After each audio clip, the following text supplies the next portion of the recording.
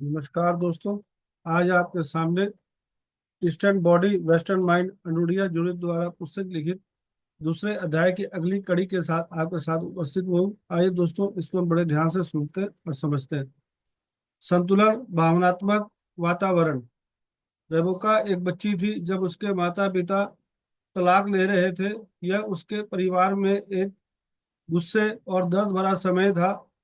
अभी भी एक ऊंची कुर्सी पर, जैसा कि उसकी माँ मुझे बताती है, उसने अपने माता पिता के बीच हिंसक झगड़े देखे। हालांकि रेबेका को मारा नहीं गया था, उसने अपने को अपनी पत्नी पर लगातार गुस्सा करते देखा, जब तक कि उसकी माँ ने आखिरकार रेबेका और उसके भाई बहनों को ले लिया और शादी छोड़ दी। यह वह समय था जब रेबेका थोड़ी शैतान बन गई। अपने अब गायब पिता के गुस्से को होते हुए हिंसा के क्षेत्र में डूबी हुई रेबेका ने सीखा, क्रोध को रिश्ते बनाने का प्राथमिक तरीका माना जाता है। जब 10 साल बाद जब उसकी माँ पहली बार मेरे पास आई तो उसने पाया कि वह पैटर्न शैली कायम थी, जो अब रेबेका के सामाजिक रिश्तों, उसके स्कूल के काम और उसकी माँ की भलाई को प्रभावित कर रही थी। भावनात्मक भावनाएं गतिशील ऊर्जा है। यदि उन्हें व्यक्त के नहीं किया जाता है तो ऊर्जा दमित हो जाती है, क्योंकि ऊर्जा को कहीं जाना ही होता है। भावनात्मक ऊर्जा हम सभी ऊर्जाओं की तरह आगे बढ़ती है। भावनाओं को नकारना हमारे जीवन की नींव और महत्वपूर्ण ऊर्जा को नकारना। George brown. कभी कभी छोटे बच्चे छोटी छोटी प्रतिक्रिया देने वाली मशीन की तरह लगते हैं। ऊर्जा आती है, ऊर्जा चली जाती है। अपनी भावनाओं को नियंत्रित करने की परिपक्वता के बिना परिवार में जो भावनाएं चलती हैं वे बच्चों में बहुत कम बदलाव के साथ चलती हैं। बच्चे क्रोधित या भयभीत, प्रेमपूर्ण या शांत होने का निर्णय नहीं लेते हैं। वे केवल उस भावनात्मक माहौल को दर्शाते हैं जिसमें वे असहाय रूप से डूबे हुए हैं। फिर भी बच्चे के अंदर से गुजरने वाली भावनाएं उसकी शारीरिक स्थिति, दुनिया के प्रति उसकी समझ और खुद के प्रति उसकी बढ़ती हुई समझ को प्रभावित करती है। अगर घर में क्रोध भरा हुआ है तो वह क्रोध से पैदा होने वाली उच्च एड्रेनालाइन स्थिति की आदि हो सकती है और सीख सकती है। क्रोध खुद को व्यक्त करने का सामान्य तरीका है। अगर माँ या पिता भयभीत है तो वह डर बच्चे को मौखिक रूप से नहीं बताया जाता है और बच्चे के भावनात्मक प्रदर्शन का हिस्सा बन जाता है। अगर वातावरण प्रेमपूर्ण है तो उनका विकसित हो रहा है आत्मबोध उस प्रेम की अपेक्षा प्राप्ति और उसके साथ जुड़ी भावनाओं के साथ उसे व्यक्त करने के इर्द गिर्द केंद्रित होता है।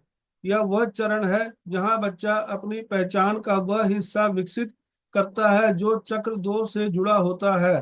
भावनात्मक पहचान। जो भावनाएं सबसे ज्यादा परिचित होती हैं वे विकासशील स्व के भीतर एक मुख्य परिसर बन जाती है, एक ऐसा तरीका जिसे हम बाद में अपने आंतरिक अस्तित्व के साथ संगीत महसूस करते हैं।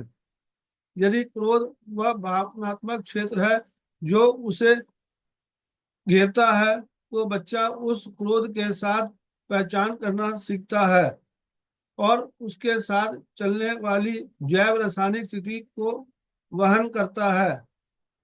यदि यह दुख या भरा या भय था तो बच्चा इन स्थितियों को अनुभव करते समय सबसे अधिक स्वयं महसूस करता है। समय के साथ चरम भावनाएं भी सामान्य हो सकती हैं, ताकि बाद में जीवन में व्यक्ति ऐसा परिस्थितियां जैसे कि खतरा, संघर्ष या हानि बनाए जो समान भावनाएं पैदा करती हैं। इस चक्र को तोड़ने के लिए भावनाओं को पहचानना और समझना चाहिए, साथ ही अभिव्यक्ति के नए अधिक उत्पादक पैटर्न बनाने चाहिए। हालांकि बच्चे अपनी परिस्थितियों के प्रति अपनी प्रतिक्रिया में जो भावनाएं व्यक्त करते हैं उन्हें अक्सर सजा, अस्वीकृति या शर्मिंदगी का सामना करना पड़ता है। रेबेका को उसके गुस्से के लिए सजा दी गई। डेविड भावनात्मक रूप से अलग थलग हो गया और शर्मीले होने के कारण उसका उपहास किया गया। सारा स्वाभाविक रूप से उत्साही थी, लेकिन उसे चुप रहने के लिए शर्मिंदा होना पड़ा। भावनाओं की अभिव्यक्ति तब अनिवार्य आवेग बन जाती है। अपनी भावनाओं पर भरोसा करने के असमर्थ होने के कारण हम उन्हें अपने अंदर ही रखते हैं, उन्हें बंद कर देते हैं या उनमें उनमें से अलग हो जाते हैं। क्योंकि भावनाएं अनुभव के प्रति प्रतिक्रिया होती हैं, इसलिए हम अनुभव और जीवन में महत्वपूर्ण संबंध खो देते हैं। अनुभव से पूरी अनुभव से दूरी बनाने के लिए शराब या ड्रग्स का इस्तेमाल किया जा सकता है। व्यवहार बाध्यकारी हो सकता है, भावनाओं से रहित हो सकता है।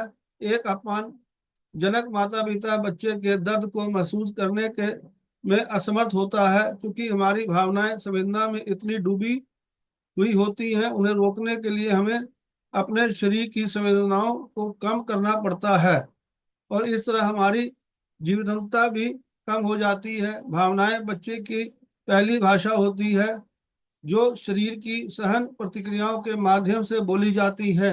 बच्चा अपनी भावनात्मक भाषा को प्रभावी ढंग से प्रतिबिंबित करने और अपनी कच्ची भावना की स्थिति के प्रति सकारात्मक प्रतिक्रिया के माध्यम से सीखता है। यदि माता पिता बच्चे के भावनात्मक अभिव्यक्ति पर प्रतिक्रिया करते हैं तो बच्चा सीखता है कि उसकी सहन प्रतिक्रियात्मक भाषा प्रभावी है और वह उस पर अधिक ध्यान देता है। यदि वह अपनी भावनाओं को समझना सीखता है तो वह भावनात्मक रूप से साक्षर हो जाता है, जिसका अर्थ है कि वह अपनी और दूसरों की भावनाओं को पढ़े और उनसे संवाद कर सकता है।